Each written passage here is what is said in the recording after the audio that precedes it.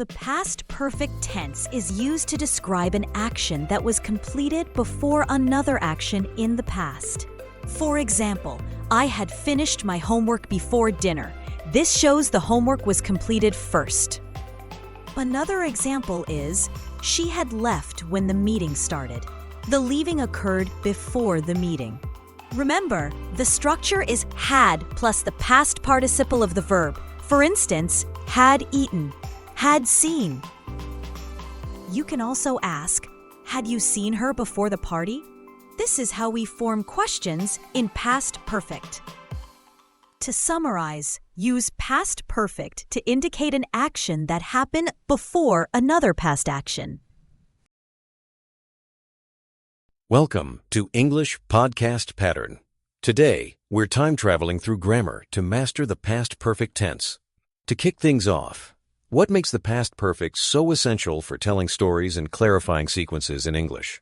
Great opener. The past perfect using had plus the past participle lets us show that one event happened before another in the past. It's like building a timeline. The main story uses past simple, but past perfect marks what happened earlier, so listeners don't mix up the order of events. That makes sense. For instance, Sarah arrived at the party, but Paul had already gone home. Here, Paul's leaving happened before Sarah arrived, which we clarify using past perfect. Without it, our timeline would get jumbled. Exactly. Think of past perfect as a spotlight on background events. It's especially helpful when the events aren't told in chronological order. It's like watching a movie with flashbacks. The past perfect signals we're jumping further back in time. So, it's not just about grammar rules, it's about storytelling clarity. Before we dive into examples, can you compare past perfect with present perfect in terms of how the listener interprets the timing? Sure. Present perfect, as in I've seen that movie, connects a past experience to the present. But past perfect, I had seen that movie, refers to something completed before another past event. It's the difference between now and the past of the past. Let's anchor this with real-life examples. If I say, the house was dirty, they hadn't cleaned it for weeks. How does past perfect enhance the meaning compared to just using past simple? Good scenario. Using past perfect, hadn't cleaned, explains why the house was dirty when you walked in. It provides the cause, not just a sequence. Without it, they didn't clean the house for weeks, might sound simultaneous or less connected. So, past perfect is like giving context or the why behind something. How about more dramatic situations like, when we got home we found someone had broken into the flat? What's the timeline here? Here, the break-in is the earliest event, marked with past perfect, had broken into. Your arrival and discovery are in past simple. This structure makes the cause and effect sequence crystal clear, almost like detective work in grammar. That's a vivid analogy. Does this mean that whenever we have two past actions and one needs to be shown as happening earlier, past perfect is always the right choice? Mostly, yes. Especially when context isn't enough or when you risk confusing your listener. Past perfect acts like a timestamp, ensuring your story's timeline is unmistakable. Let's compare. If I say, I thought I did the right thing, but I soon realized I had made a mistake, what's the role of past perfect in this sentence? Great example. The past perfect had made a mistake shows that the mistake happened before the realization. Without it, the sequence is unclear. It's like reading a mystery novel with missing pages if you leave out the past perfect.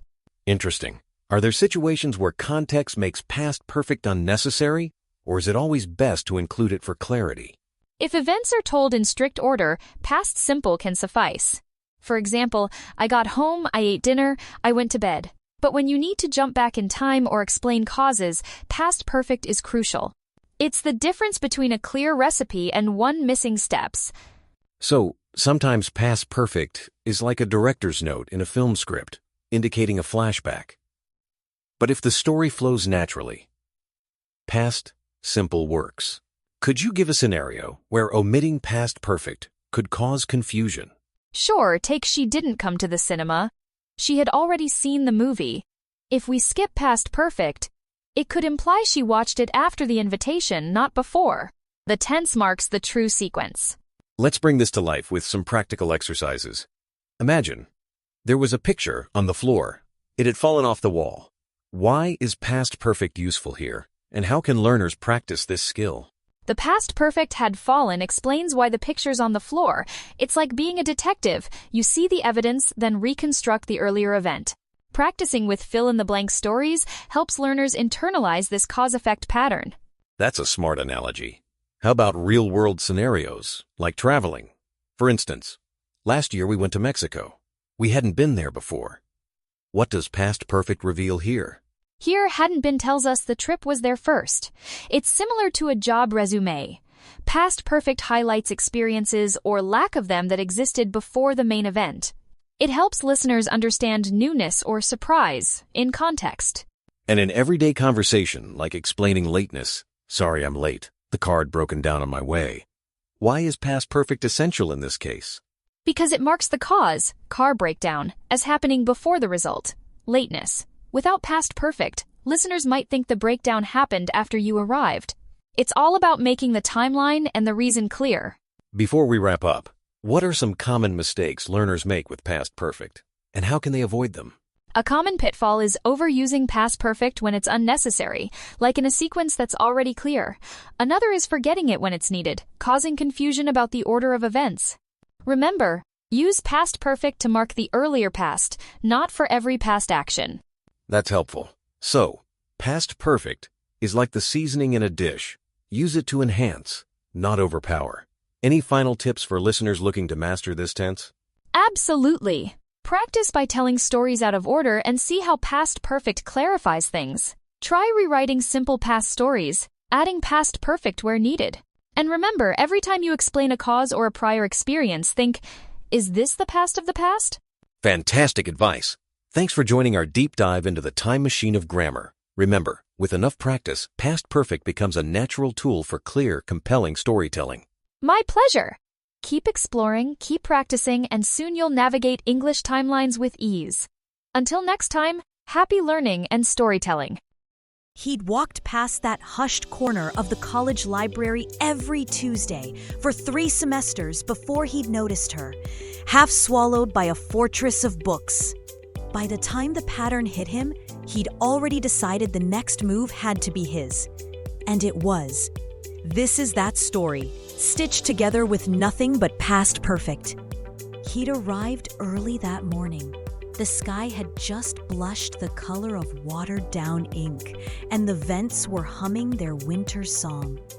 She was already at the long oak table, spine curved like the comma in every sentence he'd never managed to finish. In that time, she underlined 3 passages, tucked hair behind her ear, and took one delicate sip from a mug that used to be his favorite color. Don't shout at him. He's not your child. Although sometimes he acts like a child. But yes, you can correct him in a minimum volume tone. Correction should be done in love. Remember, your husband is a human too. He makes mistakes, and so are you. Stop criticizing him, especially in front of your friends or family. That is very degrading to men. Rather, correct in love. Just whisper with a gentle hug. Every verb you just heard is past perfect, had plus past participle. We use it when one past action finishes before another. Think of it as zooming out one extra layer in memory. Example 1. He'd walked past the quiet corner before he'd noticed she'd always been there.